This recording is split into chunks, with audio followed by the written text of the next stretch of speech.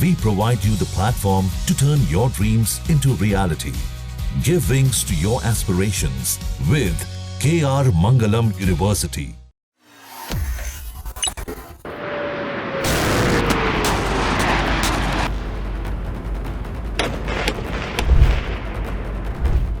पहलगाम हमले के बाद भारत और पाकिस्तान में तनाव है। ये तनाव क्या युद्ध पर आकर खत्म होगा या फिर भारत कोई और एक्शन लेगा, इस पर पूरी दुनिया की निगाहें हैं। लेकिन एक बात तो साफ है कि इस हमले के बाद भारत के पास पीओके को वापस लेने का एक सुनहरा मौका है। वैसे पाकिस्तान के मंत्री इस बात के लगातार दावे करते रहे हैं कि अगर भारत ने कोई भी एक्शन लिया तो पाकिस्तान परमाणु हमला करने से पीछे नहीं हटेगा। लेकिन क्या वाकई में ये संभव है?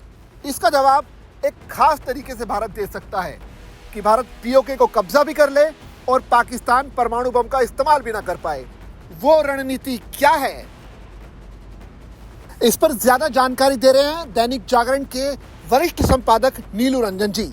आइए उन्हीं से जानते हैं कि कैसे भारत पीओके पर कब्जा कर सकता है और इसके बावजूद पाकिस्तान इस स्थिति में भी कैसे परमाणु बम का इस्तेमाल चाहकर भी नहीं कर पाएगा।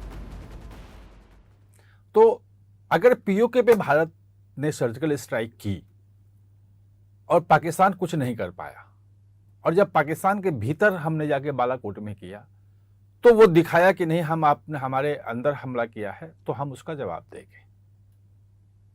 ये जो अंतर है, ये अंतर इस बार जो भारत का जो रिएक्शन है, भारत की जो कार्रवाई है, उसको उसकी दिशा निर्धारित करने जा रही है, जो प्लानिंग है।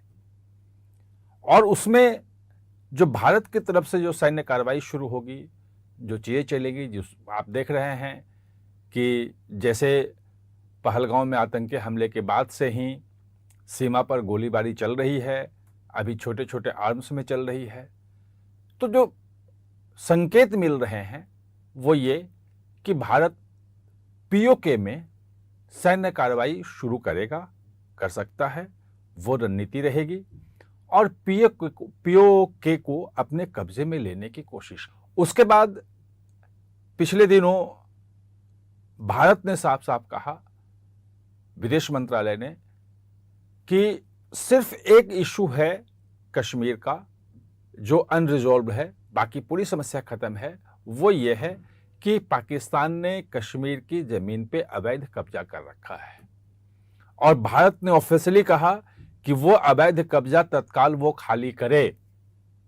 पहलगाम अटैक के पहले ये बात बोल दिया था कि वो खाली करे, उसने अवैध रूप से कब्जा कर रखा है।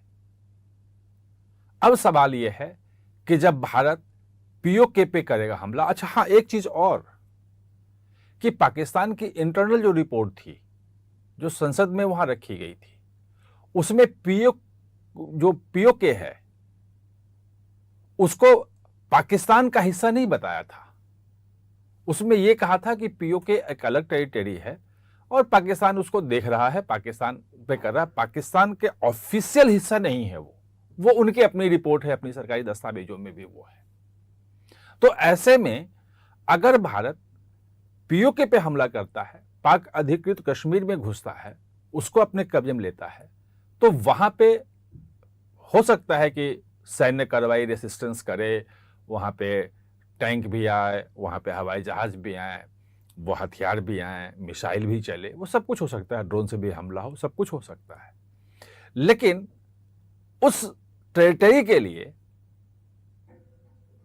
पाकिस्तान परमाणु बम का इस्तेमाल नहीं कर सकता है और दुनिया इसकी इजाजत नहीं देगी, क्योंकि हमला करने के लिए आपको मोरल ग्राउंड चाहिए कि हमारी सॉवरेनिटी पे हमला हुआ है, पाकिस्तान के अस्तित्व पे हमला हुआ है और हम अपने बचाव के लिए कुछ भी कर सकते हैं। अगर पीओके पे हमला होता है तो पाकिस्तान के सॉवरेनिटी पे हमला नहीं है, पाकिस्तान पे हमला नहीं है। पाकिस्तान के खुद मान रहा है कि पीओके उसका हिस्सा नहीं है, एक कब्जा किया हुआ क्षेत्र है, वो खुद कहता है। यूएन में मामला है, वो खुद कहता है, वो खुद कहता है कि यूएन को रिजॉल्व करे। भारत ये कहता है कि भाई वो तो अब खत्म हो गया मामला।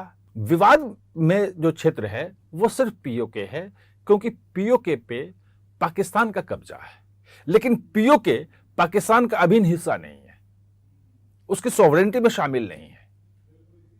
तो ये अगर आप इस डायनेमिक्स को समझेंगे तो पीओके पर भारत का जो है वो एग्रेशन होगा, वहां लड़ाई होगी, और उस लड़ाई में जो परमाणु हथियार का इस्तेमाल है वो नहीं होगा।